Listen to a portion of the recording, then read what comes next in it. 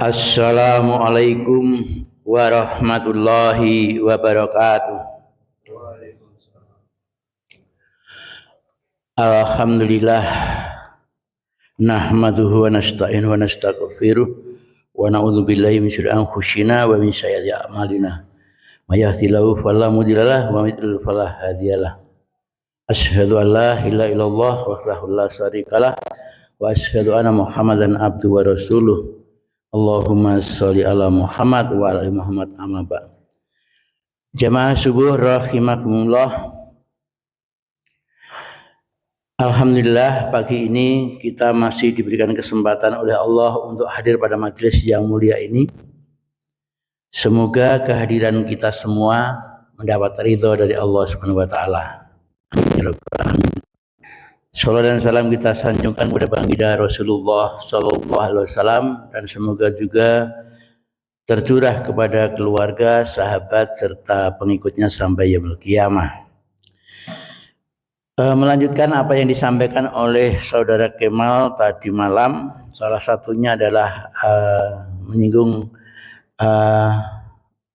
arkanul Islam, yaitu pada bagian puasa. Puasa sebagai pondasi.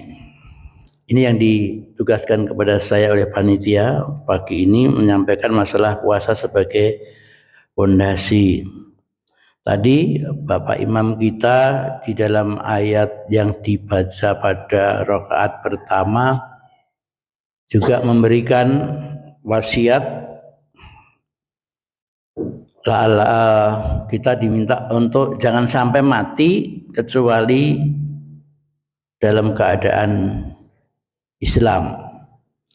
Nah, terkait dengan hal itu, ayat yang memerintahkan puasa sudah beberapa hari ini, 2 hari paling tidak, bagi yang sudah hari ketiga, ini ayat 183 Al-Baqarah, ini juga diakhiri dengan la'allakum. Bagian yang terkait dengan puasa adalah la'allakum tattaqun. Artinya bahwa diharapkan puasa ini bisa menjadi landasan kita untuk bagaimana menjadi orang yang bertakwa. Nah, yang pertama sebagai pondasi pengendalian diri. Jadi puasa sebagai pondasi pengendalian diri. Apalagi di tengah era yang serba cepat saat ini, dengan kebisingan media sosial dan budaya instan, kemampuan menahan diri adalah merupakan harta yang termahal. Mari kita coba renungkan bahwa kemampuan menahan diri sesungguhnya adalah pada era yang saat ini adalah sesuatu yang termahal. Kenapa demikian? Karena setiap gerak kita saat ini betul-betul dipengaruhi oleh kecepatan dan hal yang bersifat instan. Kita tiap hari makan dari bahan pangan yang diproduksi oleh petani. Tapi kita lihat, kalau kita berkeliling kemana saja, tidak ada remaja yang turun ke sawah. Di Pakem saja saat ini, tanam padi sudah tidak lagi dengan menggunakan tandur mundur. Sudah menggunakan alat, pakai alat teknologi. Hanya matun yang masih manual. Artinya paling tidak hanya menggunakan ini. Tapi juga tidak ada remaja. Saya lihat nggak ada remaja satupun yang turun ke sawah. Karena pengaruh dari era yang instan tadi. Jamaah rahimahullah, dasarnya adalah kalau terkait dengan yang pondasi pertama ini adalah hadis Rasulullah yang menyatakan bahwa puasa itu adalah perisai.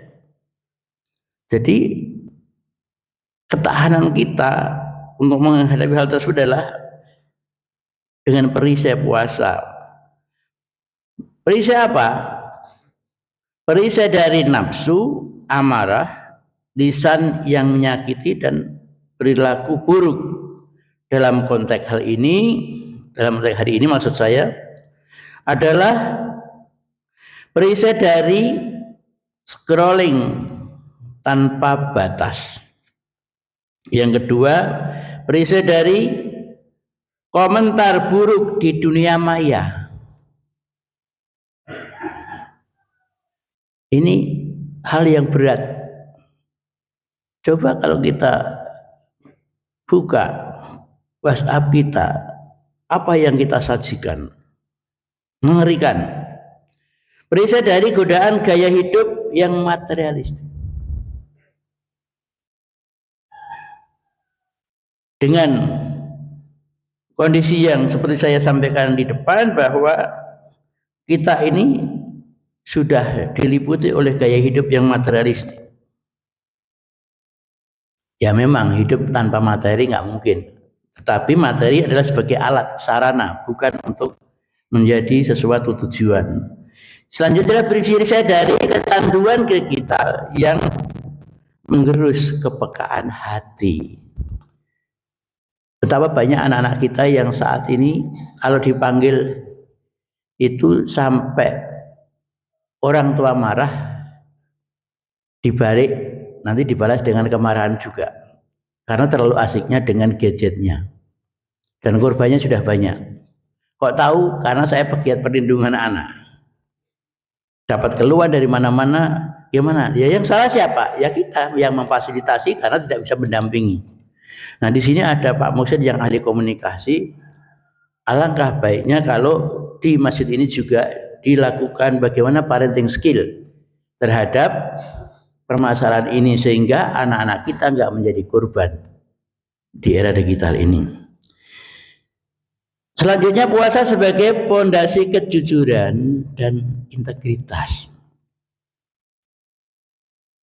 Di dalam salah satu hadis Rasulullah yang diriwayatkan oleh Bukhari, barang siapa tidak meninggalkan perkataan dan perbuatan kita, maka Allah tidak butuh ia meninggalkan makan dan minumnya.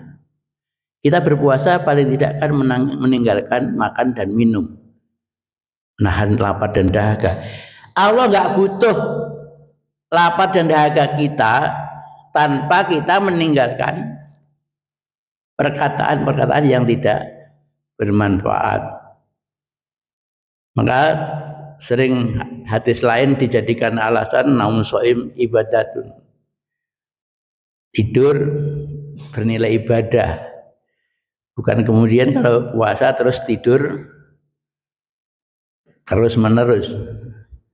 Nah ini juga penyalahgunaan makna hadis yang maksudnya daripada kita ghibah, daripada kita merusak, kita nggak butuh lapar dan dahaga kita ketika kita berusaha kalau kita nggak bisa meninggalkan perkataan yang tidak baik. Selanjutnya puasa sebagai pondasi kepedulian sosial. Dengan puasa kita merasakan lapar dan dahaga, dan di situ timbul rasa empati terhadap saudara-saudara kita yang berkekurangan.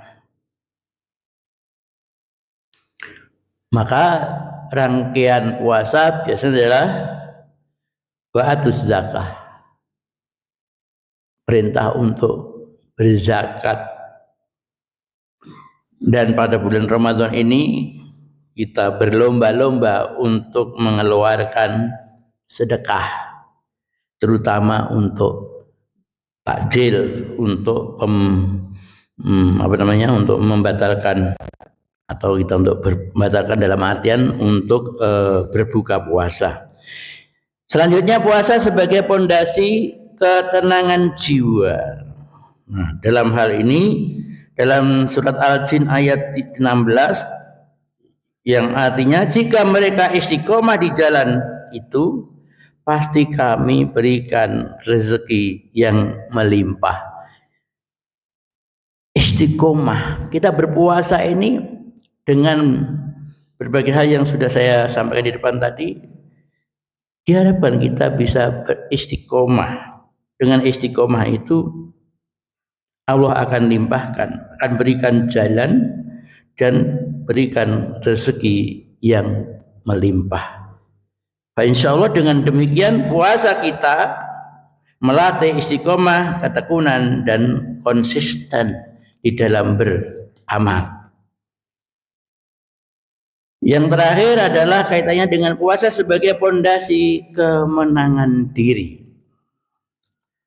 Dengan kita mampu mengendalikan diri, maka ini adalah diharapkan sebagaimana oleh hadis Rasulullah.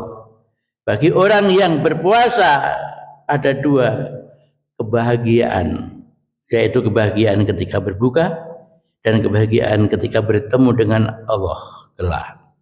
Artinya puasa adalah perjalanan menuju kemenangan. Maka ketika kita sampai ke Idul Fitri, kembali kepada fitrah. Sebagai penutup, jamaah yang dimuliakan Allah, mari jadikan puasa Ramadan sebagai fondasi untuk membangun pengendalian diri yang kuat, integritas pribadi, kepekaan sosial, ketenangan jiwa, dan kemenangan batin. Demikian yang bisa saya sampaikan pada kesempatan pagi ini. Mudah-mudahan bermanfaat untuk melanjutkan amal-amal ibadah kita di hari-hari yang mendatang. Wabillahi taufiq wal hidayah. Assalamualaikum warahmatullahi wabarakatuh.